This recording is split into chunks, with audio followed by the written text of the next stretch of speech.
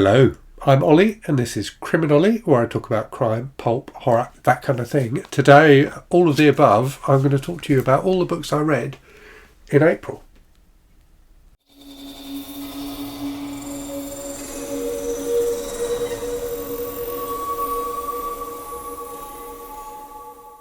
So that intro contained a bit of a lie, because what I'm not going to do is talk to you about the manga I read in April as well. So I read 10 volumes of manga in April.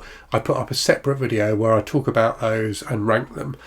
So I'm not going to include those in this wrap-up video, because if I did, I'd have 40 books to talk about rather than 30. So in terms of like normal books, non-manga books, I finished 30 books in April. So it was a very, very productive month for me reading wise, partly because I had a bit of a holiday during the month and got a lot of reading done that month. So this video is going to take a while to get through. I will try and get through the books as quickly as possible, but as usual I will talk briefly about each book and rank them from least enjoyed to most enjoyed, with the normal caveat that all of these books are good books. There isn't a truly bad book in the bunch here. I enjoyed some of them more than others, as you would expect, but that doesn't mean that the books lower down in the rankings are books you should ignore. All of these books have something to offer, I think. Right, I better get on with it, hadn't I? Oh, and the other thing to reflect on before I start is, so in April I finished both my 100 book challenge, where I was reading 100 books I already owned before buying any new ones, and my 50 before 50 challenge, where I'd set myself a list of 50 books I wanted to read before I turned 50. So both of those challenges are out the way, and I'm now pretty much, apart from the Disturbing Books project, actually I've got two ongoing projects still. So I've got the Disturbing Books project, where I'm reading disturbing books that have been recommended in the comments, and I've got the Patricia Highsmith read through I'm doing with Anne from the channel Anne Novella, where we are reading all of Patricia Highsmith's books, all of her fiction anyway, over the course of, I'm not sure how long, a year or two. So we're doing one a month at the moment. So those two things will continue, but those are a lot less rigid. There's a lot more flexibility in those than there was in the 100 book challenge or the 50 before 50, which is good, because I feel a bit challenged out. And I did do a video about like reading challenges and things like that recently, and talked about the fact I felt like I've maybe gone a bit too all in with challenges, so it's nice to have a bit more freedom to my reading now. Anyway, right, with that said, let me get on with the books and talk through what I read. So least enjoyed then, and if you've seen my video review of it, this probably won't be a surprise, is 19 Claws and a Blackbird by Augustina Pastorica, a collection of kind of horror-ish short stories that just felt a bit too literary to me. I just didn't really get on with it. So, there was one story in there I thought that was excellent, but generally speaking, I wasn't a big fan. After that, one of the Patricia Highsmith books. So this is A Game for the Living. So this was by far the weakest Patricia Highsmith book Anne and I have read so far. Started off with what felt like a decent murder mystery, but very quickly, well, not very quickly, by the second half I just didn't really care what was going on. So yeah, not one I would recommend of the Highsmith line. She certainly wrote many other great books, and indeed someone in the comments on my weekly wrap-up where I talked about this one said that it was Highsmith's least favourite of her books, which doesn't surprise me. Next up then, and I've literally just finished this just before filming, so technically I finished it in May because I'm filming this on the 1st of May, but hey. That was Black Samurai by Mark Alden, which is as the title would suggest, a kind of pulpy action-adventure novel. Came out in 1974, so at kind of the height of like blaxploitation movies and like kung fu movies in the States. Definitely trying to cash in on that, the success of those two kind of exploitation genres. And it was fun, but I didn't love it. I think I went in with too high expectations for it. I was expecting it to be absolutely phenomenal, and it was good, but it wasn't great. So about this black American soldier who gets trained to be a samurai by this kind of samurai master in Japan, and then gets hired by an ex-president of the US to like go on missions for him. So it was kind of really over the top, and it did have some good action sequences, but yeah, overall I just didn't care enough about the characters to really get much out of it, I think. Next up, I've got a couple of books that have been sent in to me for review by the authors. So again, I would state these are low down the overall ranking, but that doesn't mean they're bad books. They're definitely worth a look, and I'm going to do a review of both of these.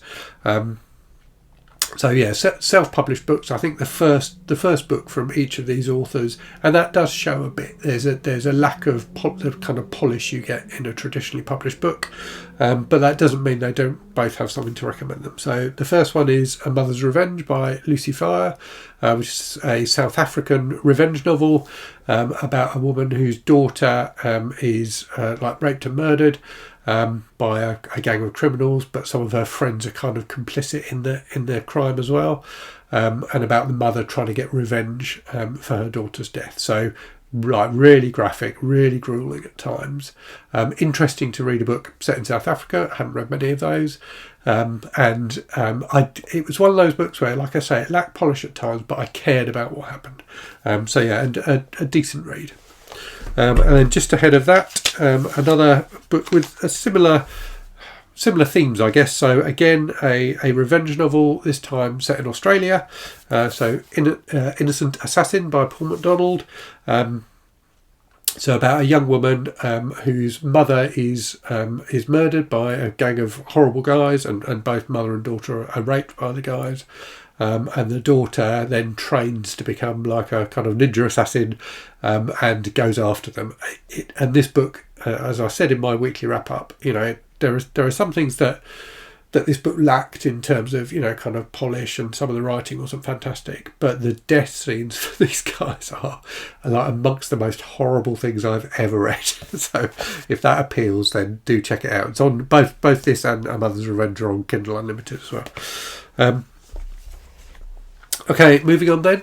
So next up, a giallo novel, 5 Deaths for 7 Songbirds by John Everson. So giallo, if you don't know, is the name originally comes from a series of mystery novels published in Italy that all had yellow covers. So giallo is the Italian for yellow. They really popularised in countries outside of Italy, English-speaking countries, by the success of giallo movies directed by people like Dario Argento. So there's kind of very stylised, kind of often quite graphic and gory kind of mixes of kind of slasher movie and mystery film. So 5 Deaths for 7 Songbirds very much pays homage to those. And it was fun. So about a young American woman who goes to live in Europe to study music, and the school that she's studying at, various other young women there start getting murdered, and about her trying to figure out what's going on basically and catch the killer. So yeah, it was an entertaining read. Just ahead of that, one that I read for the Old School April event. So let's reflect quickly on Old School April. So I was terrible at doing Old School April. So Old School April was a brilliant event run by Kelsey from the channel Slime and Slashers with a bunch of co-hosts, celebrating kind of nostalgic, particularly nostalgic horror from like the 80s and 90s. And I just had too much other stuff going on to throw myself as much into the event as I would have liked to. But I have to say, from what I've seen, it's one of the best organised booktube events I've ever seen. There was so much going on for it. Loads of like watch parties and reading sprints and things like that. An absolutely great example of how to do a booktube event. So anyway, I did read a few things for that. So one of which was Welcome to Dead House by R.L. Stine, which is the first of the Goosebumps books. So this was fun. It was creepier than I expected it to be. So about this family who moved to a new town when they kind of mysteriously inherit a house, and the two kids meet the local kids in the town who are all very weird, and you gradually kind of start figuring out what's going on. So yeah, that was entertaining. And then just ahead of that one, Faceless Killers by Henning Mankell, the first of the Wallander books. So, classic Scandinavian noir fiction. I thought the opening of this book and the first half were really great. The opening in particular is brilliant. But the end, particularly the final third, and when you learn the kind of solution to the mystery. So it's about this couple who live on a remote farm in Sweden who get murdered. When you find out that whodunit bit at the end, I thought really let the book down. I thought it was really, you know, quite strong up to that point, but in the end I ended up not enjoying it quite so much. Just ahead of that, and I have done a review of this one on the channel, The Second Suspect by Heather Lewis, so another mystery. So this is effectively a mystery novel that reworks the events of Lewis's excellent and very disturbing book, Notice. So yeah, I've done a review of this one, as I say, and it didn't quite live up to my expectations. It's certainly not as good as Notice, but it does have a lot going for it, and it does a reasonably good job of being a mystery novel. So yeah, definitely worth checking out. Albeit it's like Notice and Lewis's other book, House Rules. It's out of print and it goes for quite a bit of money second hand now, sadly. Right, just ahead of that, one I read by the pool on holiday, which was a great deal of fun, Feeding Grounds by David Bryan. So this is one that David, the author, had sent to me. This is a modern book, but very much a throwback to the kind of animal attacks books of the 80s. This one being about killer squirrels. So killer squirrels that be bred in the lab and are psychic and communicate with each other and like go to town on this small town, eating the inhabitants. So yeah, it was a lot of fun. I really had a good time with it. Right, a few Kindle ones ahead of that. So The Crow Road by Ian Banks, which is a book I've been meaning to read for ages, like for years and years and years, which was a lot of it. There was a lot that was great about it. What I like legitimately great, but what I didn't like was it felt very rooted in its time. So it was published in the early 90s, and it really felt like a book from the early 90s. Just ahead of that, another mystery, this time a British one, Cover Her Face by P.D. James, the first of the Adam Dalgliesh mysteries.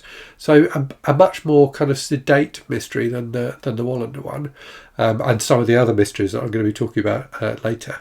But it was good. It was good. I liked the solution to the mystery at the end. It was quite complex, but it was one of those mysteries that's kind of complex but understandable. You never felt like you were being tricked or anything in it. So yeah, that was entertaining. Just ahead of that, another one I read for Old School April, another one by R.L. Stine, The Boy Next Door, which is one of the Fear Street books. So whereas the Goosebumps books were kind of middle grade, so you know, for younger kids, the Fear Street books I think were more kind of YA basically. So this one's about these girls who live in kind of some suburban place in the States, and this boy moves into the area, and they all really fancy him, and they're all kind of flirting with him and stuff. But he's got a dark past. So yeah, that was it was fun. I really did quite enjoy it. Just ahead of that, one by a fellow booktuber, so Code Red by R. Sinclair, who's the host of the fantastic channel Regina's Haunted Library, which you should definitely check out if you haven't already. So Code Red was a really good vampire novel. So about a hospital, so like a remote private hospital in the States, where someone gets taken who is basically infected with vampirism, and kind of it gradually spreads through the hospital. But one of those books that's got a very gradual build-up. So the first half of the book is kind of mostly build-up, particularly building the characters. So when things kick into gear in the second half of the book, and they really do kick into gear, you're really invested in the characters, and the second half works fantastically well as a result. And then just ahead of that, another one I've reviewed on the channel recently, The Salt Grows Heavy by Cassandra Khaw, which is a very strange mix of kind of horror and fairy tale, centred around a mermaid, kind of on a voyage across the country with a plague doctor. Very graphic at times, very weird, kind of deliberately surreal and nightmarish. But yeah, I enjoyed it a lot. Right, moving on then. What have we got next? Next we've got some Philip K. Dick. So I read The Three Stigmata of Palmer Eldritch, which, like a lot of Philip K. Dick's books, is a very strange science fiction novel about like competing drug companies and this guy who's travelled to another planet and come back very odd. So yeah, very, very typical of Philip K. Dick's work, but I had a really, really good time with it. Just ahead of that, one that I read, so this was I read for both my my Patreon book club, so I run a book club every month for my patrons, and also for the Transgirl April event that was running through April. So Transmuted by Eve Harms, which was a short horror novel about a trans woman who ends up going to, for various reasons, ends up going to see this doctor to get feminisation surgery from him, and he's like a mad scientist type of doctor. So yeah, very strange things happened in that book. It went to all different kinds of places, but a really interesting book about reflecting on the trans experience, but also a really enjoyable kind of B-movie horror type thing. So yeah, definitely recommend that. And I'm doing a review of the 3 books I read for Transgirl April, so I've got a video going up for that in a couple of days after you watch this, and I'll talk about the other 2 books as we go through this list. Next then, Dark Passage by David Goodis, a noir novel from the 40s, really full on noir, like really dark, really twisted, really enjoyable, about this guy who's been in prison for a crime he didn't commit, and manages to, purely by chance, basically, to escape, and is then on the run and trying to find the people who were actually responsible for the crime. Just really good, really good. Ahead of that, a classic, and I think this is one of those books that if I'd read it at a different time might have ended up higher on the list, but there was just, it's one of those books where there's so much going on beneath the surface of it that I feel like I need to read it again in order to really get it.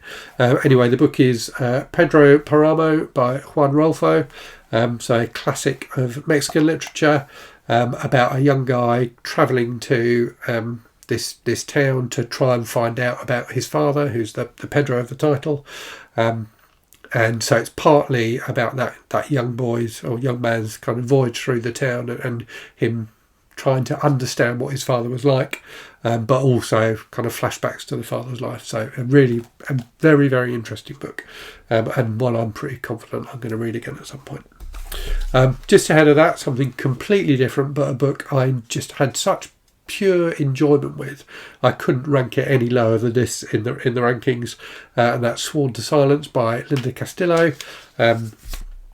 So a mystery novel set in an Amish town, about like a serial killer with like all sorts of stuff from the heroine's past coming back to haunt her. Just a really enjoyable mix of different kind of mystery and thriller tropes, but brilliantly handled. Really good. Just ahead of that then, another one I read for Transgirl April. So this is Felix Ever After by Kacen Callender. So a book this is a YA book about a young trans man in New York who's an art student, just trying to figure out what he wants from love, basically, as much as anything else. But also there's kind of a central mystery to the book that works really well as well. So yeah, really enjoyable. And as I say, I've got a video review going up of this and the other 2 books I read for Transgirl April. Just ahead of that then, The Thicket by Joe R Lansdale, which I've done a review of on the channel. So a really enjoyable Western, a lot going on in it, great characters, really interesting reflection on I guess bigotry as much as anything else in the Old West, but set just at the end of the Western period. So the cars and things like that start to make an appearance in the story. About a young guy who teams up with these 2 kind of misfit outlaws to try and get revenge for the murder of his uncle. No, sorry, not uncle. The murder of his grandfather and the kidnapping of his sister. So yeah, really good. And ahead of that, another mystery. So the Godwulf Manuscript by Robert B. Parker, which is the first of the Spencer novels. So it came out in the 70s. A really enjoyable mystery. It's kind of slightly hardboiled mystery. Spencer is definitely quite a kind of two-fisted style of detective, very different from, say, Adam Dalgliesh or someone like that. So about him investigating the theft of a manuscript, like an ancient manuscript from a university, and there's like a kind of radical organisation in the university that are tied up with that. So yeah, really great mystery. I had a really good time with that one. Another mystery just ahead of that, The Real Cool Killers by Chester Himes, one of his Harlem novels. So like the first of these, A Rage in Harlem, just a book that is so great at conveying atmosphere and a sense of place. It was a joy to read because of that. I actually slightly preferred it to A Rage in Harlem in terms of the actual story. So I had more fun with the story in this one, which is about a white guy who gets murdered in Harlem and about the police trying to figure out exactly what's happened. So really good kind of twisting story. Didn't see the end coming. And the two lead detectives in this, and indeed in all the books in the series, are just absolutely fantastic. So they're called Coffinhead Johnson and Gravedigger Jones, and they're just brilliant. Okay, just ahead of that, another classic, The Grapes of Wrath by, who's it by? John Steinbeck, I should know that. I mean, I probably don't need to say much about this because many of you will probably have read it or know what it's about, but just a fantastically moving novel about this impoverished family moving across America, trying to get to California, and just getting exploited every step of the way. Just a horrific indictment of what capitalism can do to a society. Just brilliant. I loved it. Okay, we are nearly there. I think we're probably into the top 5 almost. So next then we have Any Other City by Hazel Jane Plante, which was the third of the books I read for Trans Girl April. So a book about a trans rock star, told in 2 halves. So there's side A and side B, like a record.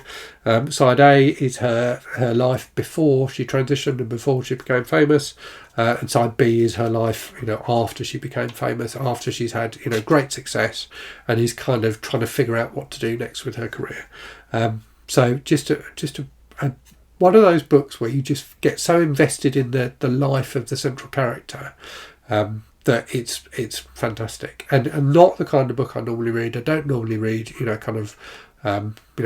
character-driven novels about about pop music and famous people and things like that. It reminded me a bit of I've read a couple of books by, I've got a blank on the name of the author now, the woman who wrote The Seven Husbands of Evelyn Hugo and Daisy Jones and the Six. I still can't remember her name. Someone please tell me in the comments what her name is because I've forgotten it. But it reminded me a bit of one of her books. But yeah, just a really entertaining, interesting, gripping book. Very moving at times. I thought it was fantastic. Just ahead of that then, another mystery. So The Lady in the Lake by Raymond Chandler. So I think many people don't rate this highly in the Philip Marlowe mysteries, but I thought it was fantastic. It's got an easier to understand plot than some of Chandler's books, which can be fiendishly complex. And Philip Marlowe is a great central character. There was less kind of period racism in this one than in many of the other books I've read in the series. I just thought it was really, really good. Right, we are into the top 3. So next up, we have a work of non-fiction. So unusual for non-fiction to rank so highly, but this is an incredible book. So If This Is a Man by Primo Levi. So his experiences as an Italian Jew in Auschwitz. So absolutely horrific at times, as you can imagine, but also very moving and very hopeful in a way, very much about how people cope in horrific situations like that, and about how our essential humanity and our desire to look after each other can really make a difference even in such terrible circumstances. So yeah, a really phenomenal book. Just ahead of that, so an author, whenever I talk about her on the channel, I feel like I kind of gush a bit, but I think she's wonderful. So it's Becky Chambers, and the book was Prayer for the Crown Shine, which is the second in the Monk and Robot series. So these are just lovely, lovely sci-fi books. I can't get enough of them indeed I can't get enough of Becky Chambers' books. I've read all of them. So this is a series of books about a non-binary character who's a tea monk, so travels around this kind of I think it's set on a moon, so not set on Earth, not set in a society we necessarily recognise, but it's a society where robots have become like self-aware and have kind of, humanity has said, okay, off you go, you know, we can't control you anymore, go and do what you want. So the robots have set up their own completely separate society in nature, and now the first of those robots is making contact with humanity again, and makes contact with this this character who's a tea monk who travels around making tea for people. Just a really lovely book. I've really enjoyed it. So the final book then, my favourite book of the month, is Double Indemnity by James M. Cain. This was just great. I like this. I think I like this even more than The Postman Always Rings Twice. So a really good crime novel, not even a mystery, but just a crime novel about these a man and a woman who meet and conspire to murder the woman's husband.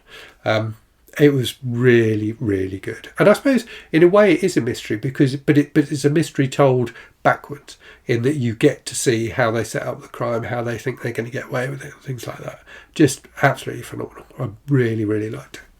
Now, if anyone's been counting, you will have guessed, or you will have noted that I've only talked about 29 books. Hopefully I have talked about 29 books. I think I have. So the 30th book is one that I'm not ranking in this list because it just doesn't make sense to. And that is Principles of Communism by Frederick Engels, which is more of a pamphlet than a book, really.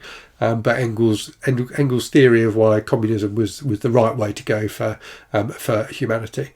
So really interesting analysis of like the politics and socio-economic kind of structures of the day. And it was written, a long time ago, written towards the end of the 19th century. So yeah, really interesting, and interesting as well that there were many things about the book which you could still apply to discussion of economics and things like that in the modern day. So yeah, really good, but not rank. It doesn't really feel right to rank it against all these other books. Okay, that's everything I read then. I'm not going to do a random book from the shelves because I feel like I've talked enough. So yeah, let me know if you've read any of these books and what you thought of them. Let me know what your favourite book of April was.